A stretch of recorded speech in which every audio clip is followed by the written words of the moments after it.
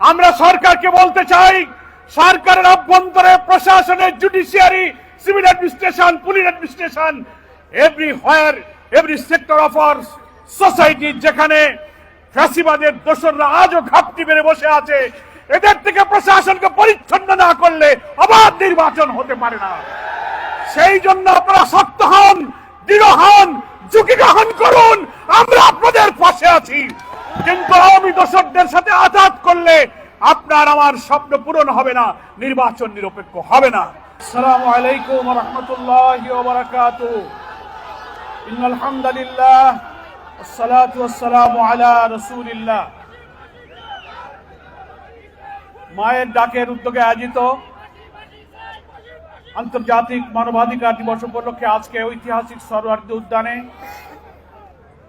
এই আবেগঘন পরিবেশের সমাবেশে উপস্থিত দীর্ঘ ফ্যাসিবাদী আওয়ামী দুঃশাসনের কালো যুগে শাহাদাত বরণকারী শহীদদের গর্বিত পরিবারের সদস্যবৃন্দ, আহত, ক্ষতবিক্ষত, অত্যাচারের, নির্যাতনের চিহ্ন নিয়ে উপস্থিত আমার সম্মানিত আন্দোলনের গর্বিত সদস্য ভাই ও বোনেরা, সম্মানিত জাতীয় নেতৃবৃন্দ, সাংবাদিক বন্ধুগণ এবং প্রিয় দেশবাসী, 2-1 মিনিটের মধ্যেই মাগরিবের আজান হয়ে যাবে, ফলে আমার কথা তার আগেই শেষ করতে হবে। আমি শুধু একটা কথা বলে আপনাদের মাঝ থেকে বিদায় নিতে চাই যে আজকে আন্তর্জাতিক মানবাধিকার দিবস। প্রতি বছর আমরা দিবসটা পালন করি, কিন্তু ফ্যাসিস্ট এবং স্যাডিস্ট, সমস্ত খুন, গুম, হত্যা, ক্রসফায়ারের মাস্টারমাইন্ড শেখ হাসিনা, তার নির্যাতনে রক্তের যে কালো ছোপ, অশ্রুসিক্ত মায়ের কান্না এখনো শুকায় নাই, অথচ যেখানকার মা সে সেখানে ফিরে গিয়েছে, সেখান থেকে সন্ত্রাসের নতুন ব্লুপ্রিন্ট সে তৈরি করছে। আজকের এই মানবাধিকার দিবসে আমরা বলতে চাই, সেই 2006 সালের 28 অক্টোবর থেকে শুরু করে পিলখানার হত্যাকাণ্ড, হেফাজতের হত্যাকাণ্ড, তারপরে বাংলাদেশের ইসলামী আন্দোলনের নেতৃবৃন্দকে বিনা অপরাধে সাজানো মামলা, সাজানো সাক্ষী, সাজানো বাদী, সাজানো বিচারক দিয়ে নির্মমভাবে জুডিশিয়াল কিলিং করা হয়েছে।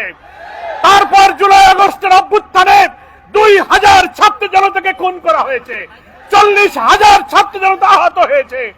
এই গুম খুনের বিচার বাংলাদেশে না হলে আমাদের এই আন্দোলন, এই ত্যাগ, নতুন বাংলাদেশ নির্মাণের স্বপ্ন ব্যর্থ হয়ে যাবে।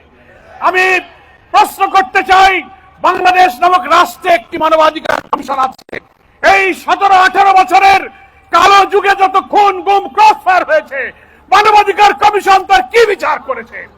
বাংলাদেশের সংবিধানে কমিশনকে এখতিয়ার দেওয়া হয়েছে, তারা সরকারের কাছে, স্বরাষ্ট্র মন্ত্রণালয়ের কাছে অভিযোগ করতে পারে, বিচারের জন্য তারা উদ্যোগ নিতে পারে। তারা করেনি। এই কমিশন ফ্যাসিবাদের দোসর ছিল। আজকে নতুন বাংলাদেশ হতে যাচ্ছে। আমরা মনে করি আমাদের এই ফ্যাসিবাদ থেকে মুক্তি পেতে গেলে, আমাদের নতুন বাংলাদেশ নির্মাণের জন্য, আমাদের প্রাণের সন্তানের যে জীবন দিয়েছে সেই রক্তের দায় শোধ করতে গেলে আগামী জাতীয় নির্বাচনের পূর্বে আমাদের এই 24-এর অভ্যুত্থানের যে চেতনা, সেই চেতনা ধারণ করে একটি জাতীয় ঐক্যের মধ্য দিয়ে নির্বাচনী কৌশলে আওয়ামী লীগকে রাজনীতি থেকে বিদায় দিতে হবে। প্রিয় ভাইরা আমার, আজকে বাংলাদেশের মানুষ বর্তমান সরকারের অর্থাৎ অন্তর্বর্তীকালীন সরকারের প্রধান উপদেষ্টা ডক্টর মোহাম্মদ ইউনূসের ডাকে সাড়া দিয়ে গত 4 তারিখে দেশ এবং দুনিয়াকে আমার জাতীয় ঐক্যের প্রমাণ দিয়েছি।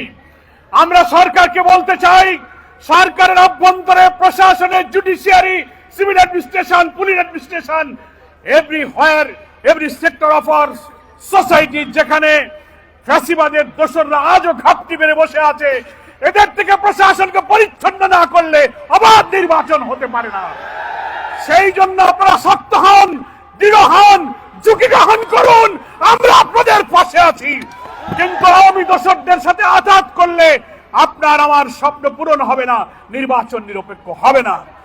সেই জন্য হাজার শহীদের রক্তের দায় শোধ করার জন্য আসুন নতুন একটি বাংলাদেশ নির্মাণ করে আমাদের এমন বাংলাদেশ আমরা চাই, যেখানে গণতন্ত্র, ভোটাধিকার, মানবিক মূল্যবোধ, সাম্য, সামাজিক সুবিচার, নিরন্ন মানুষের দুঃখ কষ্ট, অনাহারী বস্ত্রহীনের কান্না থাকবে না।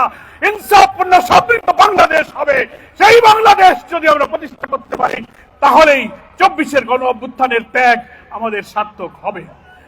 মায়ের ডাক, আজকে বাংলাদেশে যে ডাক দিয়েছেন, আজকে অশ্রুসিক্ত স্ত্রীদের কান্না, পিতাহারা সন্তান, স্বামীহারা বিধবা স্ত্রী পরিবারের লোকেরা যে ভারাক্রান্ত পরিবেশ তৈরি করেছে চোখের পানি ছেড়ে, আমি মনে করি সরকার, জাতীয় নেতৃবৃন্দ, দেশবাসী আসুন, কোন অপপ্রচার, কোন ষড়যন্ত্র, কোন বিদেশি চক্রান্তের মাথা নত না করে আমরা একটি সাহসী সংগ্রামে জাতীয় ঐক্য গড়ে জাতীয় নির্বাচনের গণতান্ত্রিক পথে আমরা আওয়ামী লীগকে চিরবিদায় করে দিই। সকলকে ধন্যবাদ জানিয়ে এক্ষুনি মাগরিবের আযান হবে। যারা আজকের এই মায়ের ডাকের সাড়া দিয়ে নতুন জাতীয় চেতনার আজকে আরেকটি ঐক্যের নজির স্থাপন করলেন, এই ঐক্যই যেন বাংলাদেশের মানুষের স্বপ্ন পূরণের কারণ হয়, সেই আশাবাদ ব্যক্ত করে সকলকে ধন্যবাদ জানিয়ে বাংলাদেশ জামাত ইসলামীর সম্মানিত আমির, বাংলাদেশের রাজনৈতিক আন্দোলনের আলোচিত নন্দিত মানবিক নেতা ডাক্তার শফিকুর রহমানের পক্ষ থেকে দেশবাসীকে শুভেচ্ছা জানিয়ে, মায়ের ডাককে অভিনন্দন জানিয়ে আমার বক্তব্য শেষ করছি। খোদা হাফেজ। বাংলাদেশ জিন্দাবাদ।